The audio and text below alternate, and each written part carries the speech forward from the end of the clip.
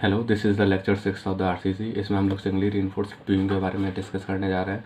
तो इसमें सबसे पहला जो चीज़ है हम लोग देखते हैं सिंगली रीइंफोर्स्ड बीम होती क्या है। सिंगली रीइंफोर्स्ड बीम होती है तो जब हम बीम के सिर्फ टेंशन जोन में सरिया प्रोवाइड करते हैं, कंप्रेशन जोन में नहीं प्रोवाइड करते हैं, तो वो बीम सिंगली रीइंफोर्स्ड बीम होती है।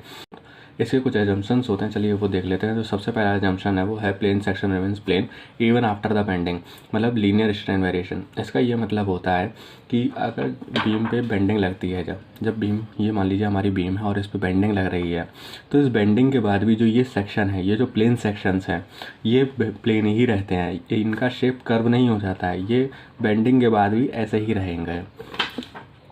नेक्स्ट है the maximum strain in concrete at the outermost compression fibre is taken as 0.0035 in bending. इसका ये मतलब है कि जो ये लीनियर स्ट्रेन वेरिएशन होता है, जो स्ट्रेन वेरिएशन होता है कंक्रीट में, तो इसमें जो कंप्रेशन फाइबर होती है, जो अपर मोस्ट कंप्रेशन फाइबर होती है जहाँ पे कंक्रीट होता है, तो जो मैक्सिमम स्ट्रेन आती है कंक्रीट में वो 0.0035 आती है। नेक्स्ट एजम्पशन है compressive stress versus strain relationship in concrete can be assumed to be any of the shape which results in reduction of the strength in substantial agreement with the result of the test. इसमें इसका ये मतलब है, इसमें ये देखिए कि इसमें जब तक स्ट्रेन 0.002 है तब तक स्ट्रेस का वेरिएशन कंक्रीट में पैराबोलिक रहा है।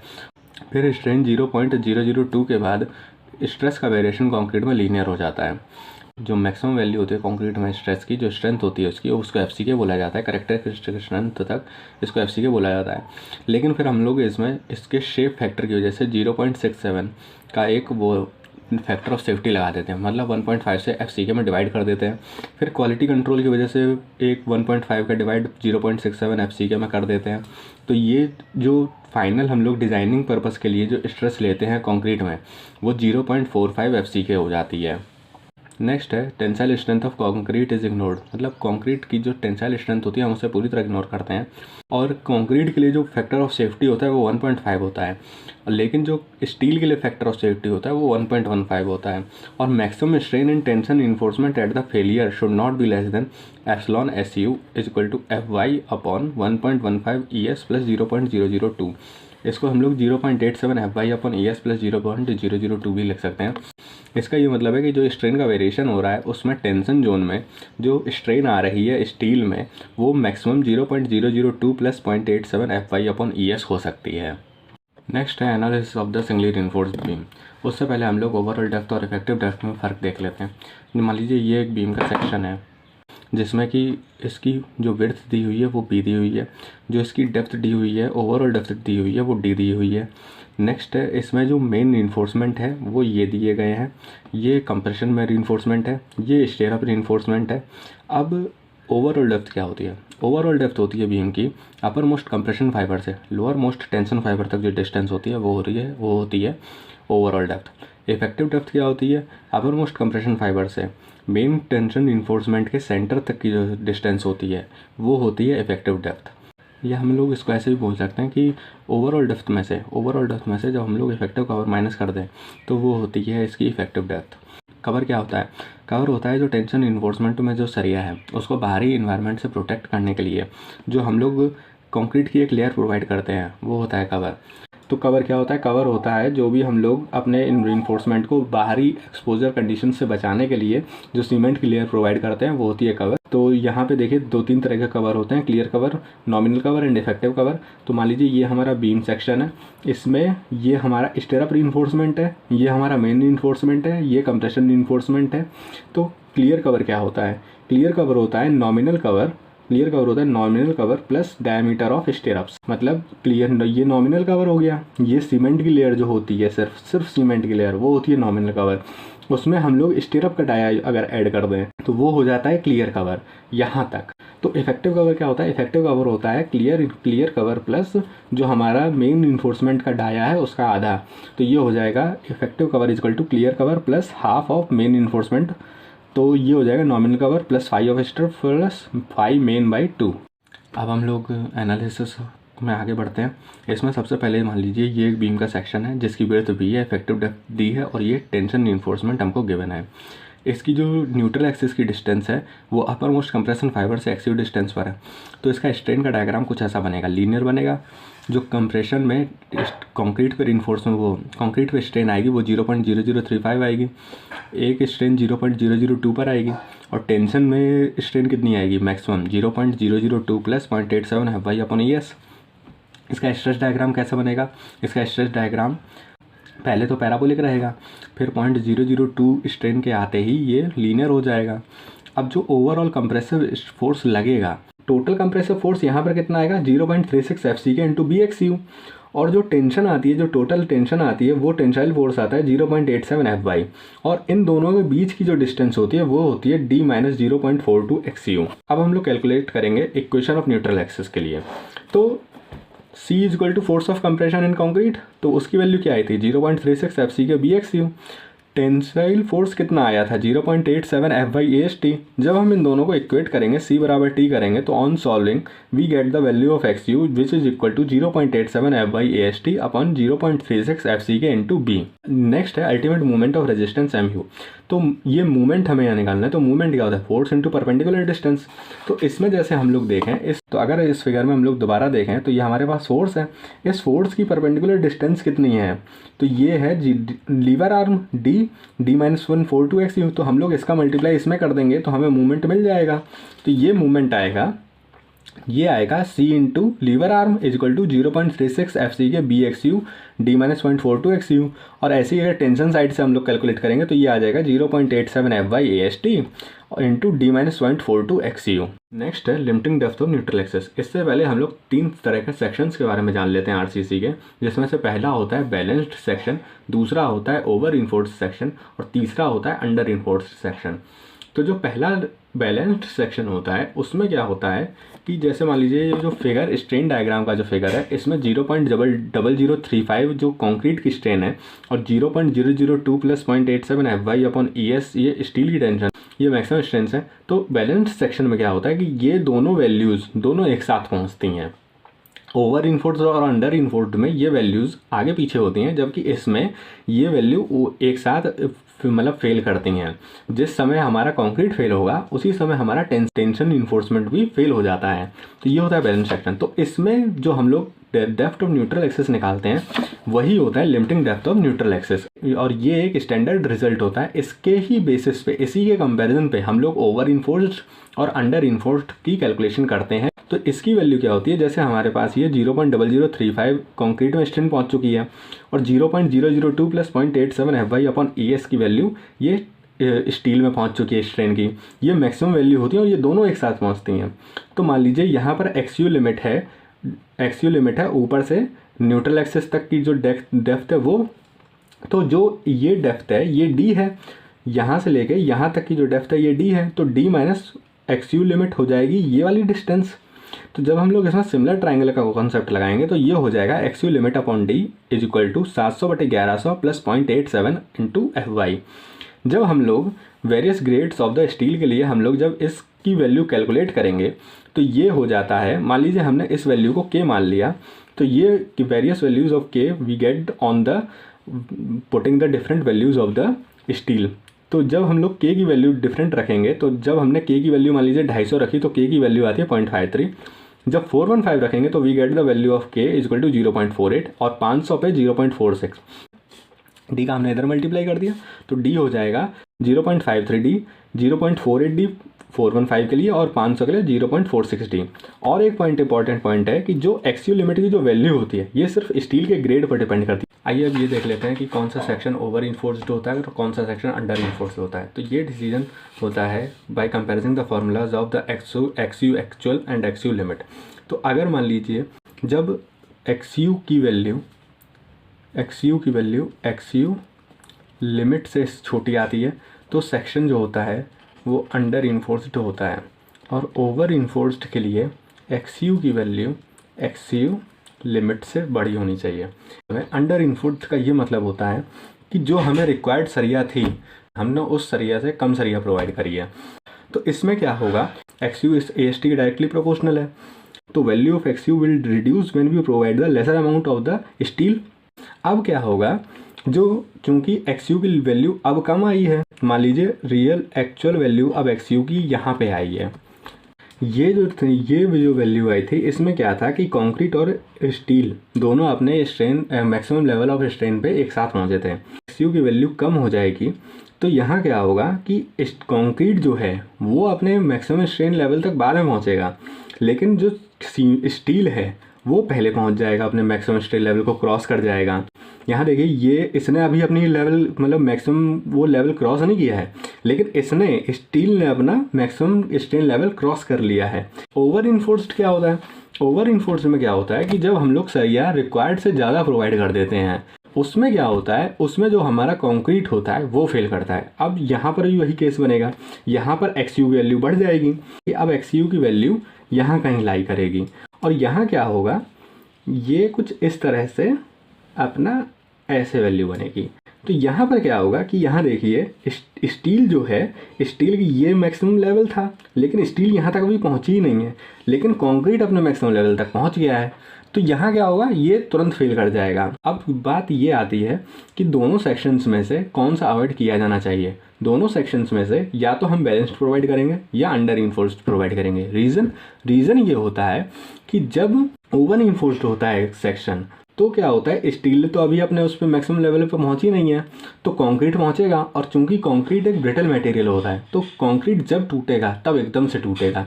लेकिन जब स्टील होता है वो एक डक्टाइल मटेरियल होता है, तो जब स्टील टूटना चालू करेगा, जब स्टील फेल करेगा तो एक वार्निंग ऑफ फेलियर देगा स्टील, जिससे हमें ये दिखने लगेगा कि हाँ स्टील टूटने वाली है, तो हमें ये बिल्डिंग खाली कर देनी चाहिए। तो इसीलिए हम लोग या तो बैलेंस्ड सेक्शन प्रोवाइड करते हैं और कोशिश करते हैं कि हम लोग अंडर इन्फोर्स्ड सेक्शन प्रोवाइड करें, जिससे कि हमको प्रॉपर वार्निंग साइन मिल सके। अब हम लोग बैलेंस सेक्शन के कुछ और पॉइंट्स देख लेते हैं। तो बैलेंस सेक्शन में क्या होता है, जो स्टील की स्ट्रेन होती है और कंक्रीट की स्ट्रेन होती है, दोनों इक्वल होती हैं। कंक्रीट की स्ट्रेन 0.0035 और स्टील की स्ट्रेन 0.87 F/E/ES प्लस 0.002।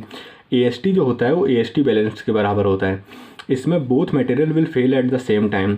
XU बराबर XU लिमिट, PT बराबर PT लिमिट, मतलब percentage of steel is equal to percentage of limited. अब जो हमें इसमें MU कैलकुलेट करना होता है, मोमेंट कैलकुलेट करना होता है, वो हम स्टील के फॉर्मूले से भी कैलकुलेट कर सकते हैं और कंक्रीट के फॉर्मूले से भी कर सकते हैं। अगर हम कंक्रीट के से करेंगे तो ये हो जाता है 0.36 XU max upon D 1 - 0.42 XU max upon D dot FCK into B into D square. XU max मतलब XU limited upon D, XU limited upon D FCK BD square.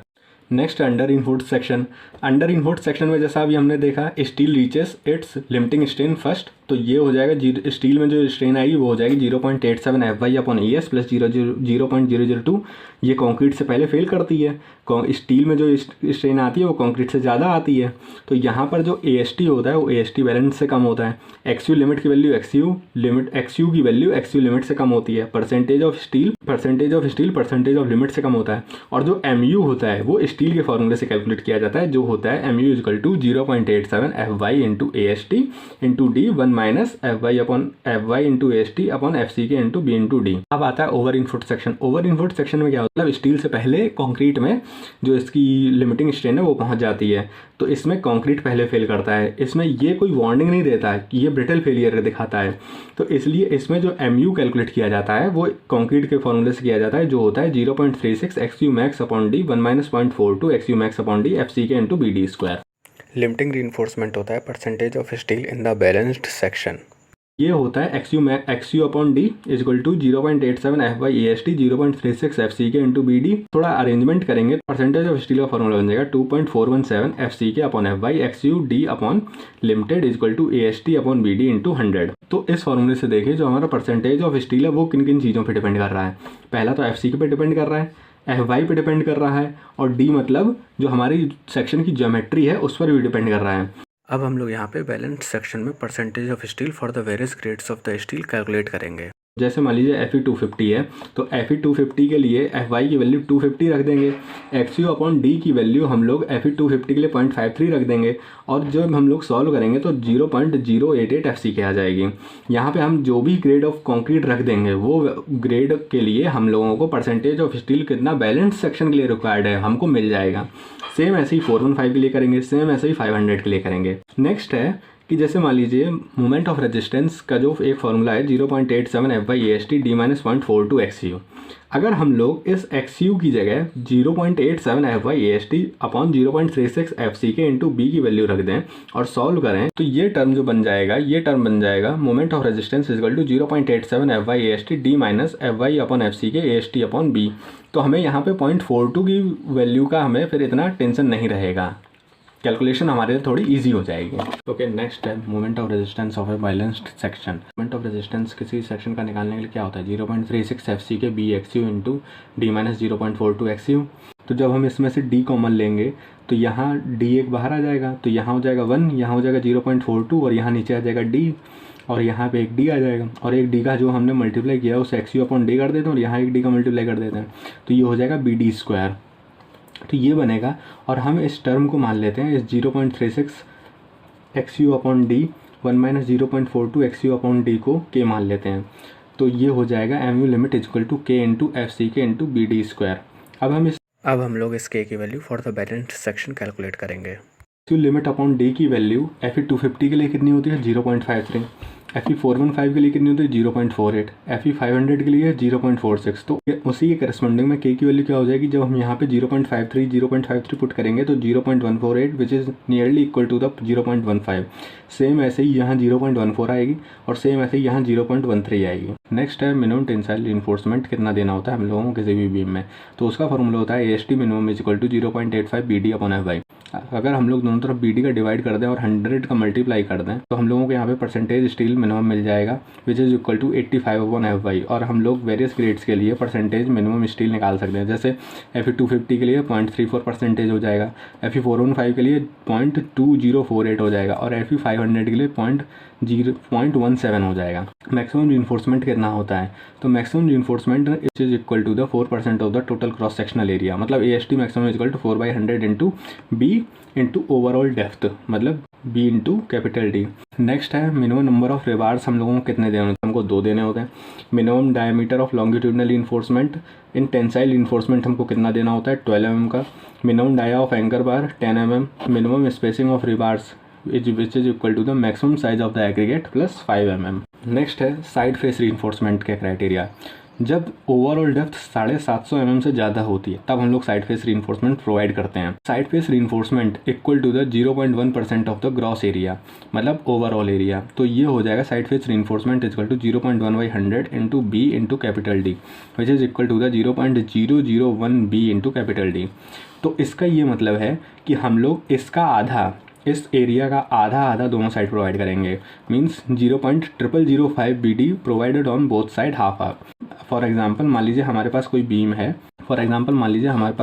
है 800 mm की और 500 mm की, तो डेप्थ 750 से ज़्यादा हो गई, मतलब हम लोगों को साइड फेस रिइंफोर्समेंट प्रोवाइड करना है। तो अब क्या होगा, तो ये कैलकुलेट होगा 0.001 इंटू 800 गुणे 500, 800 गुणे 500, तो ये आए जैसे यहाँ पे मैंने किया भी हुआ है, तो ये हो जाएगा 400 mm²। लेकिन 400 mm² तो हमको टोटल देना है, दोनों साइड हमको कितने देना है 200 mm²। तो 200 का इधर देंगे, 200 का इधर देंगे और टोटल हम लोग 400 mm² दे देंगे। Minimum spacing of side face reinforcement, मतलब साइड फेस रिइंफोर्समेंट के बीच में मिनिमम स्पेसिंग कितनी होनी चाहिए, ये वाली स्पेसिंग कम से कम 300 mm होनी चाहिए। If the main reinforcement is provided in 2 layers, और अगर हम लोग मेन रिइंफोर्समेंट 2 लेयर में प्रोवाइड कर रहे हैं, मतलब मान लीजिए ये बीम है और हम लोग नॉर्मली फिगर में ऐसे ड्रॉ करते हैं मेन रिइंफोर्समेंट, लेकिन मान लीजिए अगर रियल कंडीशन में ऐसा फंसा कि हम लोगों को ऐसे एक और मेन रिइंफोर्समेंट की लेयर बिछानी पड़ी, तो उन दोनों के बीच में जो मिनिमम वर्टिकल डिस्टेंस होती है वो कितनी होनी चाहिए, तो वो डिस्टेंस होनी चाहिए कम से कम 15 mm का डिस्टेंस हम लोगों को उसके बीच में देना ही देना होता है। नेक्स्ट है minimum spacing of rebars. Minimum spacing of rebars should not be less than first rebar of maximum dia, मतलब मैक्सिमम डाया के रिबार से या फिर maximum size of coarse aggregate उस प्लस 5 mm, मतलब जितना कोर्स एग्रीगेट का साइज़ लिया है प्लस 5 mm उसमें जोड़ दें, मतलब 20 लिया है तो 25 से कम, या रिबार का मैक्सिमम डाया जो भी हमने लिया है उससे, तो इन दोनों में से किसी से कम नहीं होना चाहिए हमारा minimum spacing of main rebars. Next है हमारा लिमिट स्टेट ऑफ सर्विसिबिलिटी। तो इसमें हम लोग लिमिट स्टेट ऑफ सर्विसिबिलिटी में डिफ्लेक्शन चेक करते हैं, जिसके आईएस कोड ने 2 क्लॉसेस दिए हैं, जिसमें से पहला क्लॉज है क्लॉज 23.2 का बी, जिसका जो कि होता है कि before application of the load, मतलब अभी हमारे स्ट्रक्चर्स पर लोड आया नहीं है तो उसका जो डिफ्लेक्शन हो वो should not be greater than, first हो गया स्पैन बाई 350 एंड या फिर 20 mm, इसमें से जो कम होगा उससे कम ही होना चाहिए जो हमारा डिफ्लेक्शन है। और क्लॉज 23.2 जो आईएस कोड द्वारा दिया गया उसमें ये बोला गया after application of all loads, मतलब लोड आ जाने के बाद स्ट्रक्चर पे deflection should be smaller than, first हो गया स्पैन डिवाइड बाई 250 या फिर 0.4% ऑफ द स्पैन। लेकिन कभी कभी क्या होता है कि मतलब मान लीजिए हम लोग ये कंडीशन फॉलो नहीं कर पाए, मतलब बाद में ये चीज़ नहीं हो पाई, मतलब स्ट्रक्चर बन गया फिर तो हम नहीं तोड़ेंगे ना लेकिन कभी कभी क्या होता है कि स्ट्रक्चर बन जाने के बाद अगर मान लीजिए ये कंडीशन फॉलो नहीं हुई तो हम लोग क्या करेंगे, तो हम लोग क्या करते हैं उससे, इस चीज़ से बचने के लिए आईएस कोड ने फिर एक चीज़ सजेस्ट करी कि आपको पहले ही कुछ कंडीशन चेक कर लेनी है। तो उन्होंने फिर नई कंडीशंस दी, तो उन्होंने ये बोला कि जब L effective smaller than 10 mm, effective upon D का मेंबर है वो पर्टिकुलर टाइप ऑफ बीम के लिए उससे कम होना चाहिए, मतलब कांटिलीवर के लिए वो 7 से कम होना चाहिए, सिंपली सपोर्टेड के लिए वो 20 से कम होना चाहिए और कॉन्टिन्यूस बीम के लिए वो 6 से कम होना चाहिए। मतलब एल इफेक्टिव अपॉन डी का रेशियो कांटिलीवर के लिए 7 से कम होना चाहिए, सिंपली सपोर्टेड के लिए 20 से कम होना चाहिए, कॉन्टिन्यूस के लिए 6 से कम होना चाहिए। लेकिन जब एल इफेक्टिव 10 से बड़ा हो जाए तो हम लोगों के लिए क्या रेशियो होगा, तो L effective upon D maximum लेंगे। एल इफेक्टिव अपॉन डी ये वो रेशियो है जो 10 से कम वाले के लिए है, जो हम लोगों ने ये वाला देखा, जो हम लोगों ने ये वाले रेशियो देखे, और वो इनमें से वो रेशियो आएगा बीम के मुताबिक, और इसमें हम लोग 10/L इफेक्टिव का मल्टीप्लाई कर देंगे।